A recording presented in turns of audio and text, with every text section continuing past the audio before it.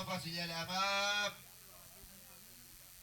فوق تحت مدوا أيديكم اخمدوا أمام السلام تحت التسليم.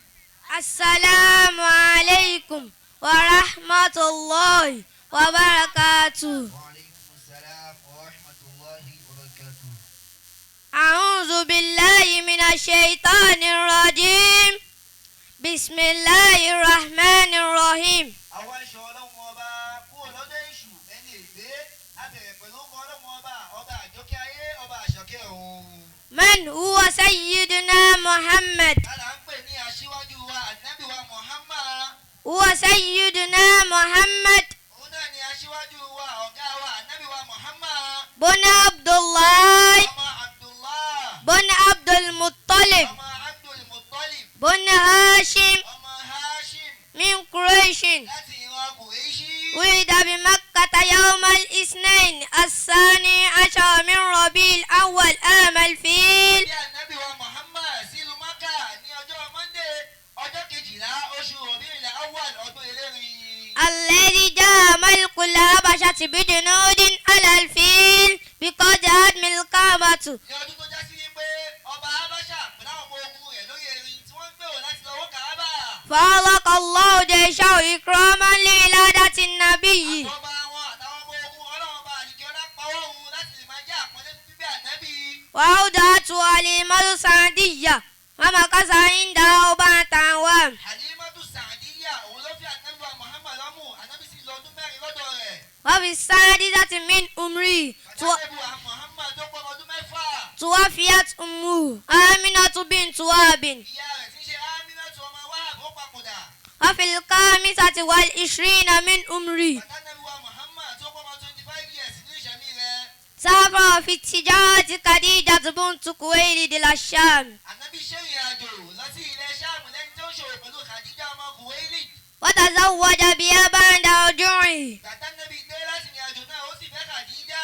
فصار يدير تجارة زوجتها ìwádìí adarí owó ìyàwó rẹ̀ tí ń ṣe Khadija. واشتهر عند أهل مكة بالصدق والأمانة. ànábì wa Muhammad sì fi òdodo àti ìgbàfipamọ́ òfin gbajúmọ̀ láàrin àwọn ará Mọ́kà. وكانوا يحبونه ويحترمونه àwọn ará Mọ́kà wọ́n sì máa nífẹ̀ẹ́ ànábì wọ́n sì máa pọ́nlé. حتى لقبوه بالصادق الأمين tí wọ́n fi fún ní ìnagijẹ olódodo olùfọkàntán. إلى أن بعثه الله رسولا. títí ọlọ́run ọba àlìkẹ́ ọlá fi gbé dìde sí òjíṣẹ́. ولما بلغ النبي 40 سنة من عمره bàtà nàbì wa Muhammad tó pé ọmọ 40 ọdún nínú ìṣẹ̀mí rẹ̀. بعثه الله نبيا رحمة للعالمين. ọlọ́run ọba àlìkẹ́ ọlá gbé dìde ní ànábì láti lè máa jẹ́ ìkẹ́ fún gbogbo àgbáńlá ayé. فبدأ بالرؤيا صالحة ànábì wa Muhammad ọbẹ̀ sì máa gbà wá ayé lè tó dáa. ثم نزل عليه جبريل وعلمه القرآن وأمره أن يدعو الناس إلى الإسلام. àyíká Jibrilu bá sọ̀kalẹ̀ sáà nábì ó kọ́ ní Al-Qur'ani ó sì sọ fún pé ọlọ́run ọba àlìkẹ́ ọlá ni kó máa pa àwọn èèyàn sínú ẹ̀sìn Islam. فأسلم أبو بكر Abubakar lẹ́yìn àkọ́kọ́ tó kọ́ gba ìsìláàmù. وعلي lẹ́yìn ló kọ́ Àlí. وزيد lẹ́yìn ló kọ́ Zayd. وخديجة lẹ́yìn ló kọ́ Khadija ní ṣe ìyàwó rẹ̀. ثم يدعو القبائل إلى الإسلام. lẹ́yìn ànábì wa Muhammad bẹ́yìn sínú pé àwọn ìdílé kọ̀ọ̀kan sínú àìsùn ìsìláàmù. ثم ازداد الإسلام انتشارا. lẹ́yìn náà ìsìláàmù wá lékún léyìí tí ń fọ́n káàkiri àgbáńlá ayé. ثم أكرمه الله بالإسراء إلى بيت المقدس ليلا وبالمعراج إلى السماوات. lẹ́yìn náà ọlọ́run ọba wá fi ìrìn òru eléyìí tó ṣe lọ sí Jerúsálẹ́mù. àti tó ṣe lọ sí sọ́mọ̀ ọlọ́run ọba ṣe fún ànábì wa Muhammad lé. وفرضت عليه الصلوات الخمس في تلك الليلة. lóòwò ọjọ́ náà ni wọ́n fi wákàtí 5 ṣọ̀rọ̀ yẹ̀ fún ànábì. فلما أصبح جاء جبريل وعلمه كيفية الصلاة وأوقاتها. lẹ́yìn ìgbà tí ó dàárọ̀ tí màlẹ́kà Jibrilu tó dé ó kọ́ ànábì wa Muhammad bó o láti kírun. ولما علمت قريش بانتشار الإسلام ìgbà tí àwọn Kùrẹ́ṣì tí wọ́n rí tí wọ́n rò pé ẹ̀sìn Islam táwọn yìí ó máa ti ń kárí kákò. تدرت الأذى على النبي والمسلمين ìnira tó fi mú ànábì àti mùsùlùmí àtàwọn mùsùlùmí ó wà lé koko sí i. فأمره الله بالهجرة إلى المدينة المنورة ọlọ́run ọba àlìkẹ́lá wá pa Nábì láṣẹ pé kó ṣe hijira lọ sí ìlú Mádínà. فهاجر النبي مع أبي بكر حتى وصل المدينة Ànábì àti Abubakar wọ́n ṣe hijira tí tó fi dé ìlú Mádínà. فاستقبلهم أهل يثرب àwọn ará Yẹ́sùrìbà tá ń pè ní Mádínà yìí wọ́n gbà wọ́n tọwọ́ tẹsẹ̀. وأكرموا غاية الإكرام wọ́n lé ní àpọ́nlé ilé tó tóbi jùlọ. والأطفال àwọn kékèké ọjọ́ náà ينشدون يوم وصولهم إلى يثرب wọ́n dunnú wọ́n ń kọrin fún Ànábì ìgbà tí dé Ànábì tó dé sí ìlú Mádínà. وبالهجرة ẹ̀rí jíjẹ́ Ànábì wa Muhammad ṣe láti ìlú Inta- Mákà lọ sí ìlú Mádínà yìí. انتشر الإسلام kí ẹ̀sìn ìsìláàmù kó kálé tó ká kókó fọ́ká kiri orí ilẹ̀ حتى أم بلاد الأرض tí tó fi kárí gbogbo ilẹ̀ lọ́wọ́ alápapọ̀. تأم بلاد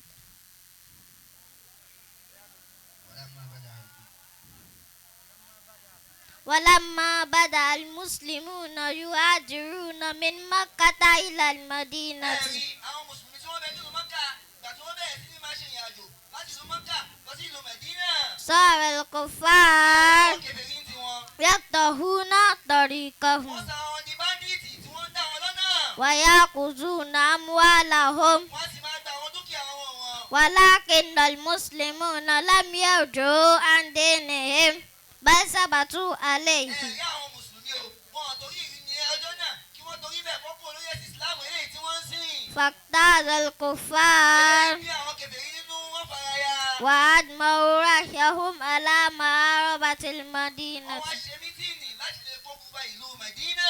وأمر الله النبي أن يقود إلى بدر لقتال الكفار ọlọ́run ọba àlìkí ọlọ́wọ́ pa Nábì wa Muhammad láṣẹ pé kó jáde lọ sí ogun Bádìrì láti lọ pa àwọn kèfèrí. والمسلمون هم 300 والكفار هم 1000 ẹ̀yà àwọn mùsùlùmí tí wọ́n fẹ́ jagun Bádìrì tí ní ọ̀dẹ̀dì ni wọ́n àwọn kèfèrí tí wọ́n fẹ́ kojú wọn 1000 ni wọ́n. فنزلت الملائكة من السماء نسوة المسلمين àwọn màláíkà bẹ̀rẹ̀ sí sọ̀kalẹ̀ láti sọ́mọ̀ láti ran àwọn mùsùlùmí lọ́wọ́. فانتصروا قلة عددهم báwọn mùsùlùmí bó ti kéré mọ́ ni wọ́n rí àwọn ṣe wọ́n wí ni. فانهزم الكفار مع قصة عددهم bí àwọn kèfèrí bí wọ́n ti pọ̀ tó ní ọjà jẹ wọ́n Fa- lùsù.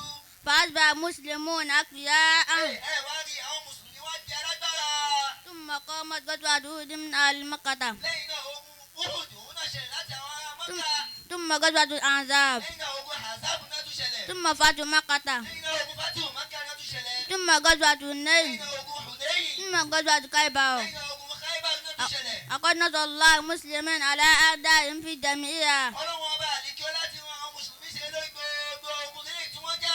فصارت كلمة الإسلامية العليا wá rí ìta pé ní ìsìláàmù ó wá di tó ń lọ sókè sí i. وكلمة كفرية سفلى wá rí ìta pé ní kèfèrí ó wá di pẹ̀tẹ̀ntẹ̀lẹ̀. وفي سنة الآن من الهجرة rí ìgbà tí ó di ọdún kẹwàá Ànábì wa Muhammad tó ṣe hijira láti ìlú Mákà lọ sí ìlú Mádínà. أدى النبي ذات الوداع Ànábì wa Muhammad wá ṣe ájì ìgbẹ̀yìn.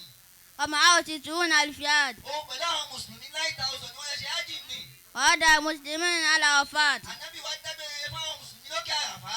وكتبهم الكتبة الأعداد Ànábì sì bá wọn sọ̀rọ̀ ó sì ṣe kútúbà fún wọn. وأعد إلى المدينة بعد إكمال نسكه Ànábì sì ṣe ipa àwọn sí ìlú Mádínà lẹ́yìn ìgbà tó mú èròǹgbà rẹ̀ ṣẹ. ولما تمم النبي ما كفل الله به وأكمل سعي الإسلام lẹ́yìn ìgbà tán Ànábì wa Muhammad tó pé ìwọ̀ eléyìí tó já sí ipò Ọlọ́run bá gbé kọ́ lọ́hùn tó sì mú gbogbo òfin ẹ̀sìn Ìsìláàmù tó sì múṣẹ tán. ما يتعزى عليه خروج للصلاة wá rí ààrẹ náà wá mú Ànábì táyé náà já sí wípé Ànábì ò lè bọ́ta láti lọ kírun. ثم استجاب بما وقته الله جواه wá rí ààrẹ náà wá lé débi wípé Ọlọ́run ọba wá fi àwọn ará Ànábì ó fi fún Ànábì wa Muhammad lé. في ربيع أول سنة الآن تنزل الهجرة ní oṣù Rabi'ul Awwal ọdún kẹwàá tánàbí wa Muhammad tó ṣe hijira lọ sí ìlú Mádínà. أخذ النبي من 23 سنة في دعوة الإسلام Ànábì wa Muhammad ó lò 23 years láti lè pe àwọn mùsùlùmí àwọn tí wọ́n bẹ ní òkùnkùn tẹ́lẹ̀ ó pè wọ́n lọ sínú ìmọ́lẹ̀. وتوكل على القرآن الكريم وسنته الشريفة Ànábì wa Muhammad kò ló ti tẹ́sí pé ó papòdà ó fi Kùránì alákùnrin àtẹ̀wọ́ rẹ̀ ilé tó ní ìjùlọ ó fi sílẹ̀ fún wa láti lè máa jẹ́ ẹ̀rí àti ìtọ́ka àti ìmọ̀nà. الفضيل تقاسمه الرسل الفضيل تقاسمه الرسل ولكل محمد مكتمل الفضيل تقاسمه الرسل الفضيل تقاسمه الرسل ولكل محمد مكتمل فالون فالون فالون فالون فالون فالون فالون فالون وله كبابات تلبل الفضيل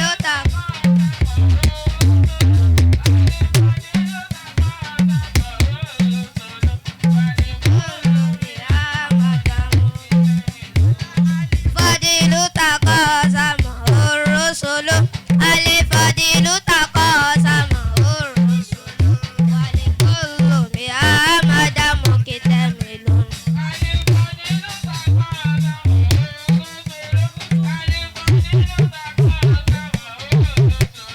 ولكل محمد مكتمل فالون فالون فالون فالون فالون فالون فالون وله كبابات تلبل الفضيل تقاسمه الرسل الفضيل تقاسمه الرسل ولكل محمد مكتمل الفضيل تقاسمه الرسل الفضيل تقاسمه الرسل ولكل محمد مكتمل الفضيل تقاسمه الرسل الفضيل تقاسمه الرسل ولكل محمد مكتمل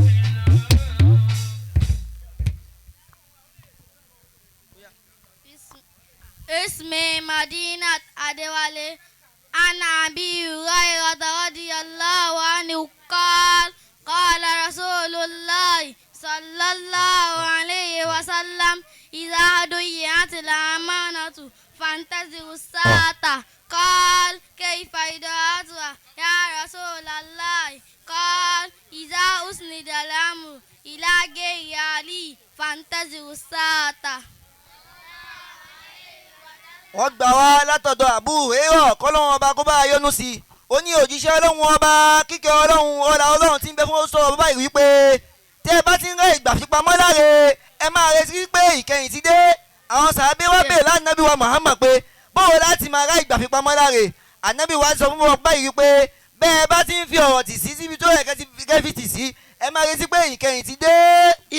اسمي فاتي الله قال رسول الله صلى الله عليه وسلم انصر أخاك ظالما أو مظلوما قالوا يا رسول الله هذا نصر مظلوما فكيف نصر ظالما قال تأخذ فوق يديه.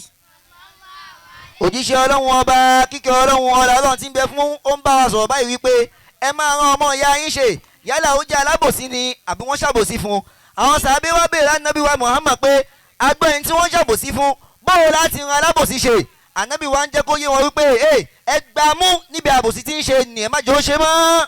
اسمي مريدية قال رسول الله صلى الله عليه وسلم إن شر الناس عند الله منزلة يوم القيامة من ترك الناس اتقاء شره. òjíṣẹ́ ọlọ́run ọba kíkẹ́ ọlọ́run ọlá ọlọ́run tí ń bẹ fún ó ń bá wa sọ̀rọ̀ báyìí wípé ẹ rí ẹni tó jẹ́ aláburú èèyàn jù lọ́dọ̀ ọlọ́run ọba tó bá jí jẹ́nu dàlí kìámọ̀ òun lẹni tó já sí wípé àwọn èèyàn wọ́n jìnnà sí wọ́n fi ilẹ̀ níbi aburú ọwọ́ rẹ̀. قال رسول الله صلى الله عليه وسلم العلم قديات. òjíṣẹ́ ọlọ́run ọba kíkẹ́ ọlọ́run ọlá ọlọ́run tí ń bẹ fún ó ń kì wá nílọ̀ ó ń bá a sọ báyìí wípé ẹ rí ogun jíjà tẹ́rì nì ète ni. اسمي عبدul محمد قال رسول الله صلى الله عليه وسلم من غشنا فليس منا. òjíṣẹ́ ọlọ́run ọba kíkẹ́ ọlọ́run ọlá ọlọ́run tí ń bẹ fún ó ń bá a sọ̀rọ̀ báyìí wípé ẹni tó bá ti jẹ́ ọ̀dàlẹ̀ kò sí lára wa. Ismi Naim Muhammad Juma. Qala Rasulullah sallallahu alayhi wa sallam. Khairukum man ta'allama al-Qur'ana wa 'allamahu. òjíṣẹ́ ọlọ́run ọba kíkẹ́ ọlọ́run ọlá ọlọ́run tí ń bẹ fún ó ń bá wa sọ̀rọ̀ báyìí wípé ẹ rí ẹni tó fi ń jẹ́ ẹni tó lóore jù nínú yín o òun lẹni tó kọ́ ẹ̀kọ́ Al-Qur'ani tó sì fi kọ́ ẹlòmíì. Ismi Fuad Adeoye. Qala Rasulullah sallallahu alayhi wa sallam. Samillah wa kulli mimma yalika. òjíṣẹ́ ọlọ́run ọba kíkẹ́ ọlọ́run ọlá ọlọ́run tí ń bẹ fún ó ń bá wa sọ̀rọ̀ báyìí wípé ó ní pé ẹ dárúkọ ọlọ́run ọba síwájú kí ẹ tó jẹun. Ismi Sadiq Olawoyin. Qala Nabiyy sallallahu alayhi wa sallam. Inna li abuda la yatakallamu bil kalimati min ridwanillah la yulki la balan yarfa'ullahu biha darajati wa inna li abuda la yatakallamu bil kalimati min suktillah la yulki la balan yahwi biha fi jahannama. òjíṣẹ́ ọlọ́run ọba kíkẹ́ ọlọ́run ọlá ọlọ́run tí ń bẹ fún ó ń kí wà nílò ó ń kọ́ alẹ́kọ̀ọ́ báyìí wípé ẹ rí ẹnìkọ̀ọ̀kan nù yín á máa sọ̀rọ̀ tọ́rọ̀ ni yóò dáa tó yóò sì bọ́ sínú ìyọ́nú ọlọ́run ọba tọ́lọ́ yóò sì torí ọ̀rọ̀ nì kó gbẹ̀yìn náà ga nípò ẹlòmíì á sì máa sọ̀rọ̀ tó jásí pé kò ní bìkítà ọ̀rọ̀ tí ń sọ ọ̀rọ̀ burúkú dẹ̀ ni ọlọ́run yóò wá wọlé ọ̀rọ̀ tó sọ nì yóò fi sínú náà jahannama kọ́lọ́run kó ṣọ́ wa nínú náà jahannama. Ismi Lukman Yusuf. Qala Rasulullah sallallahu alayhi wa sallam. Sulaiman koton aka wasin ila mon asa ileika. òjíṣẹ́ ọlọ́run ọba kíkẹ́ ọlọ́run ọlá ọlọ́run tí ń bẹ fún ó ń kọ́ alẹ́kọ̀ọ́ báyìí wípé ẹni tó lóun ò bá ẹ ṣe ìwọ máa bá ṣe ẹni tó wá ṣàbúrú sí ẹni ìwọ máa ṣe dáadáa sí ó jẹ́. Ismi Farid Muhammad. Qala Rasulullah sallallahu alayhi wa sallam. Inna Allah la yanzuru ila suwarikum wa amwalikum walakin yanzuru ila qulubikum wa a'malikum. òjíṣẹ́ ọlọ́run ọba kíkẹ́ ọlọ́run ọlá ọlọ́run tí ń bẹ fún ó sọ báyìí wípé dájúdájú ọlọ́run ọba àlìkẹ́ ọlá kò ní máa wo àwọ̀ yín kò sí ní máa wo àwọn dúkìá tẹni ṣùgbọ́n ọlọ́run ọba yóò máa wo ọkàn yín àtàwọn iṣẹ́ ọwọ́ yín. Ní Abdulrasheed Adéwálé. Qala Rasulullah sallallahu alayhi wa sallam. Iza anfaqa rajulu ala ali yatasbuha fawalahu sadaqatun. òjíṣẹ́ ọlọ́run ọba kíkẹ́ ọlọ́run ọlá ọlọ́run tí ń bẹ fún ó ń kọ́ alẹ́kọ̀ọ́ báyìí wípé tí baálé ilé tó bá ti ń ná fáwọn ìyàwó rẹ̀ àtàwọn ọmọ rẹ̀ wọ́n máa kọ́ fún ní sàárà ni. Ismi Abdul Basit Bankole. Qala Nabiyy sallallahu alayhi wa sallam. Lanallahu man sala bil hayawani. òjíṣẹ́ ọlọ́run ọba kíkẹ́ ọlọ́run ọlá ọlọ́run tí ń bẹ fún ó ń kí wà nílò báyìí wípé ọlọ́run ọba àlìkẹ́ láti ṣẹ́bi lé gbogbo ẹni bá ń fi àwọn ara ní àwọn nǹkan ẹ̀sìn yálà adìẹ ni yálà ẹranko ni ẹja jìnnà sí rẹ̀. Ismi Habibullah Yusuf. Qala Rasulullah sallallahu alayhi wa sallam. La yu'minu ahadukum hatta yuhibba li akhihi ma yuhibbu li nafsihi. òjíṣẹ́ ọlọ́run ọba kíkẹ́ ọlọ́run ọlá ọlọ́run tí ń bẹ fún ó ń kọ́ wa lẹ́kọ̀ọ́ báyìí wípé àti lè pẹ́ nìkan kan yín ní mùmínì o àyàfi tẹ bá nífẹ̀ẹ́ fẹ́mi ara yín tẹ nífẹ̀ẹ́ bẹ́ẹ̀ sọmọ làkejì yín. Ismi Fawaz Adeoye. Qala Rasulullah sallallahu alayhi wa sallam. Biru abaakum tabirukum abnaakum. òjíṣẹ́ ọlọ́run ọba kíkẹ́ ọlọ́run ọlá ọlọ́run tí ń bẹ fún ó pè wá sákèésì báyìí wípé ẹ ṣe dáadáa sáwọn òbí yín káwọn ọmọ tí ń náà lè bàbá ṣe dáadáa sẹ́yìn náà. Muhammadun Muhammadun Muhammadun ma. Muhammadun Muhammadun Muhammadun ma. Allah. Allah Muhammadun Muhammadun Muhammadun ma. Allah Muhammadun Muhammadun Muhammadun ma. Allah Mimu wa mimu wa dali. Muhammadun Muhammadun Muhammadun Maha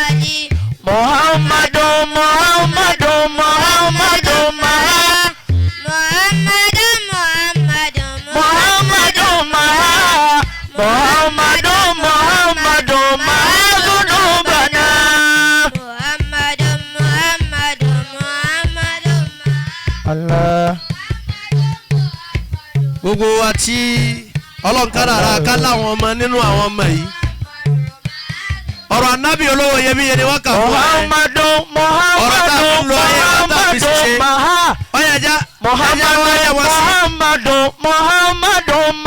ẹni tí a bá ti dìde